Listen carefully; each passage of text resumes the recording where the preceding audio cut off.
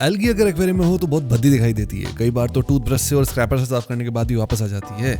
अब अगर हम करें तो करें क्या, बोले तो बोले क्या। अरे होगा इसका इलाज भी, जरूर होगा। और अगर नहीं भी हुआ तो ढूंढ लेंगे, टेंशन क्यों। तो इस वीडियो को पूरा देखना, बीच में छोड़ के बिल्कुल मत जाना, क्योंकि अधूरा क्या हमेशा नुकसानदायक होता है।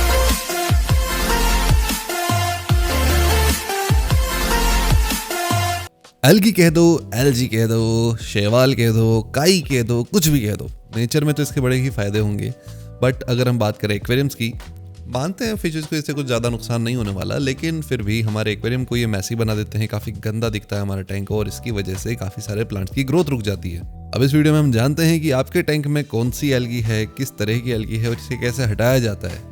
यहाँ तक कि ये वीडियो बनाने के लिए मैंने अपने टैंक्स की एल्गी भी क्लीन नहीं करी, ताकि आपको दिखा सकूं एल्गी किस किस तरह की होती है। सबसे पहले बात करते हैं ब्राउन एल्गी। भूरे रंग की एल्गी हो जरूरी नहीं है, ये ब्राउन भी हो सकती है, थोड़ी बहुत ही ग्रीन भी हो सकती है, लेकिन ये बिल्कुल डस्ट पार्टिकल की तरह आपके टैंक में रहती है, बिल्कुल बारीक। और कई बार आपके टैंक पे एक पाउडर की कोटिंग होती है, उस तरीके से ही चढ़ चुकी होती है।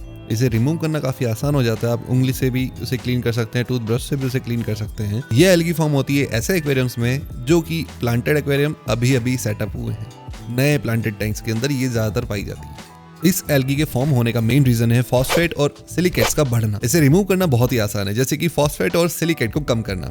और फॉस्फेट और सिलिकेट कैसे कम होंगे, क्योंकि जो फॉस्फेट है और सिलिकेट्स है ये प्लांट को ज़रूरी है, प्लांट को चाहिएगा, और प्लांट इससे फीड लेगा। ठीक है, फॉस्फेट सिलिकेट को कंट्रोल करेगा। जैसे ये कंट्रोल होगा, एल्गी अपने आप कम होने लगेगी। दूसरा तरीका, आप स्क्रैपर से या टूथब्रश से भी इसे क्लीन कर सकते हैं।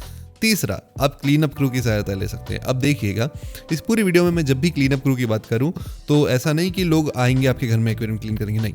कुछ ऐसे फिशेज और एक्वेरियम में कुछ ऐसे छोटे छोटे जीव होते हैं जो कि आपके एक्वेरियम के अंदर क्लीनिंग का काम करते हैं, उन्हें मैं क्लीन अप क्रू के नाम से बोलूंगा इस वीडियो में। और इस एल्गी के जो क्लीन अप क्रू हैं वो है ओटोसिंक्लस, स्नेल्स या फिर श्रिम्प। अब बात करते हैं ब्लैक बियर्ड एल्गी की। ये एक ऐसी एल्गी है जो कि बिल्कुल दाढ़ी के बाल की तरह ब्लैक कलर के आपको दिखाई देंगी, मोटे मोटे रेशे के साथ में, या फिर कभी कभी ग्रे भी हो सकती है, स्लेटी कलर के भी हो सकती है। और इस एल्गी की प्रॉब्लम ये है कि ये ईजिली क्लीन नहीं होती, इसे क्लीन करने के लिए ज़रूरत पड़ती है आपको क्लीन अप क्रू की। ये एल्गी आपको ईजिली देखने को मिल सकती है आपके प्लांट्स के ऊपर, ड्रिफ्ट वुड के ऊपर या फिर डेकोरेटिव आइटम्स के ऊपर। और इसे रिमूव करने के लिए जो क्लीन अप क्रू आपको लगेंगी वो होंगी फ्लोरिडा फ्लैगफिश, साइमीज एल्गी ईटर या फिर अमानो श्रिम्प। आपको इनका सहारा लेना पड़ सकता है। और अगर अभी सिर्फ इसकी शुरुआत हुई है, आपको किसी प्लांट के ऊपर अभी ये शुरू होती हुई दिखाई दे रही है, या फिर ड्रिफ्ट वुड में आपको कहीं शुरू होती हुई दिख रही है इनिशियल स्टेज में, आप इसे तुरंत अगर आप देख लेते हैं तो आप इसे तुरंत प्रभाव से हटा सकते हैं। आपको कोई प्रॉब्लम नहीं होने वाली है। जैसे कि अगर किसी प्लांट पे आपको दिखाई देती है तो उस जगह से आप प्लांट को ट्रिम कर दीजिए, या फिर पूरा प्लांट ही आप रिमूव कर दीजिए, कोई दिक्कत नहीं है। या फिर अगर आपको ड्रिफ्ट वुड पे दिखाई देती है तो आप ड्रिफ्ट वुड को बाहर निकालिए, उसे ड्राई होने दीजिए, उसे पूरा अच्छे से वॉश करके फिर वापस अपने टैंक में इंट्रोड्यूस करना है उसे, और बाकी का काम तो क्लीन अप क्रू कर ही लेगी। अब दाढ़ी के बाद आ जाते हैं बालों पर, यानी कि हेयर एल्गी पर। ये एल्गी भी बड़ी कॉमन है और इसके होने का रीज़न भी बहुत कॉमन है, यानी कि अगर आपके टैंक में आप ज़्यादा लाइट दे रहे हो, ज़्यादा समय तक लाइट चल रही है, तो आपके टैंक में बालों के गुच्छे की तरह एक एल्गी दिखाई देगी आपको। कभी कभी ये एल्गी शुरुआत में बिल्कुल बियर्ड एल्गी की तरह ग्रो होती हुई दिखती है, लेकिन एकदम से ये बढ़ना शुरू होती है, ब्लूम होती है आपके टैंक के अंदर, एकदम से बहुत ज़्यादा आपको दिखाई देती है बालों का गुच्छा। और इसे रिमूव करना हालांकि है तो ईजी, आप किसी भी ब्रश के अंदर इसे लपेट कर निकाल सकते हैं, इवन आप उसे पकड़ के भी फेंक सकते हैं। लेकिन पता है इसमें दिक्कत क्या होती है? इसमें दिक्कत ये है कि ये जो एल्गी है बहुत हाई स्पीड से बढ़ती है, पूरी तरीके से एकदम से क्लीन नहीं होती, और इसे क्लीन करने के लिए चाहिए होगा आपको क्लीन अप क्रू। दूसरा, आपकी लाइटिंग को कंट्रोल करने की बहुत ज़रूरत है। अगर आपकी लाइटिंग 8 घंटे से ज़्यादा चल रही है, इसका मतलब ये है कि आप अपने टैंक में हेयर एल्गी को बुलावा दे रहे हो। हेयर एल्गी ग्रो होने का एक और रीज़न भी ये है कि अगर आपके टैंक में आयरन बहुत ज़्यादा है, उसकी वजह से भी हेयर एल्गी ग्रो हो सकती है। इसके हटाने के जो तरीके हैं वो सबसे ज़रूरी तरीके ये हैं। पहला, आप इसे ब्रश से, अगर आपको दिखाई दे रही है विजिबल जो अभी भी है, वहाँ से आप इसे क्लीन कर लो। दूसरा, लाइटिंग को थोड़ा कम करके 4 से 5 घंटे तक मैक्सिमम कर दो, इससे ज़्यादा नहीं जलानी आपको। ये लगभग आपको 2 से 3 वीक तक करना है। ठीक है, आप डिम लाइट यूज़ कर सकते हो, थोड़ी सी ऐसी लाइट यूज़ कर सकते हो जिससे प्लांट्स ग्रो ना हो। जैसे कि मैं कलर्ड लाइट्स यूज़ करता हूँ, कम वॉट की, बहुत कम पावर की, ताकि मेरा टैंक में लाइट भी दिखती है मुझे और एल्गी भी फॉर्म नहीं होती। एक तरीका ये भी है कि आप इसमें फर्टिलाइज़र को यूज़ करें जिससे ये रिमूव हो सके, या फिर इसमें आप क्लीन अप क्रू को छोड़ दें, जैसे कि साइमीज एल्गी ईटर हो गई, फ्लोरिडा फ्लैग फिश हो गई, मॉली फिश हो गई और श्रिम्प आप यूज़ कर सकते हैं इस चीज़ के लिए भी। और मैनुअली भी आप इसे क्लीन कर ही सकते हैं, जैसे कि फोर्सेप यूज़ करके या फिर टूथब्रश यूज़ करके। वैसे ये एल्गी मेरे टैंक में भी है, जिससे मैं फीड करता हूँ अपने श्रिम्प को। जैसे ही मेरे बड़े टैंक में हेयर एल्गी ग्रो होती है, मैं उसे पकड़ के सीधा श्रिम्प टैंक में डाल देता हूँ, जिससे श्रिम्प उन्हें इतनी प्यार से खाते हैं, एंजॉय करते हैं, उसके अंदर घूमते हैं फिरते हैं, उनके लिए बढ़िया मज़े वाली चीज़ हो जाती है। अगली एल्गी है ग्रीन स्पॉट एल्गी। जैसा इसका नाम है वैसा इसका काम है, ग्रीन कलर का स्पॉट बना देती है आपके कांच के ऊपर एक्वेरियम के, और इसे रिमूव करना बहुत मुश्किल हो जाता है अगर आप नॉर्मल तरीका काम में लेते हैं। इसे रिमूव करने के लिए आपको ज़रूरत पड़ती है एक स्क्रैपर की या फिर एक ब्लेड्स की। ठीक है, एक ब्लेड अगर होगी तो उससे आप स्क्रैच करके उसे हटा सकते हैं। दूसरा, इसे हटाने के लिए आपको चाहिए होगा एक या तो क्रेडिट कार्ड जैसा जो कार्ड होता है ना, प्लास्टिक के हार्ड कार्ड्स होते हैं, उन्हें आप यूज़ कर सकते हैं। अगर कांच का टैंक है तो आपको ब्लेड यूज़ करनी है, और अगर एक्रेलिक टैंक है उसके ऊपर आपको कार्ड यूज़ करना है, तभी वो क्लीन होगा ढंग से। अब ये क्यों होते हैं? एक्सेस लाइट देने की वजह से। नुकसान क्या करते हैं? आपके प्लांट्स की ग्रोथ रोक देते हैं। और इसे रिमूव करने का तरीका आपको मैंने बता दिया, स्क्रैपर या ब्लेड, किसी भी चीज़ से इसे रब करके आप हटा सकते हैं। अब इसे वापस आने से कैसे रोकें या परमानेंटली कैसे हटाएं, इसके लिए आपको करना होगा एक चीज़, जो कि है लाइटिंग को कम कर देना है। और जैसे ही लाइट इसकी कम हो जाएगी, ये मान लीजिए कि अगर आप दिन में 8 घंटे चलाते थे लाइट को, 10 घंटे चलाते थे, 12 घंटे चलाते थे, तो ऐसे में आपको लाइट को बिल्कुल कम करके 4 से 5 घंटे पे कर देनी है। हो सके तो 4 घंटे तक एक्सीड ना करें, 4 घंटे को उतने ही रहने दें। 4 घंटे के बाद में भी अगर आपको एल्गी दिखाई देती है, आप मैनुअली इसे क्लीन कर लो, और उसके अंदर आप क्लीन अप क्रू के रूप में नेराइट स्नेल को ऐड कर लो। अब नेराइट स्नेल ज़ेब्रा नेराइट हो या नॉर्मल नेराइट स्नेल हो, कोई भी काम करेगा, कोई दिक्कत नहीं। अगली एल्गी है ब्लू ग्रीन एल्गी। ये एक ऐसी एल्गी है जो बहुत चिपचिपी स्लाइम जैसी होती है। कई बार आपके टैंक के जो सबस्ट्रेट है उसके ऊपर लगी हुई आपको दिखाई देगी, डेकोर पे लगी हुई दिखाई देगी, प्लांट्स पे लगी हुई दिखाई देगी।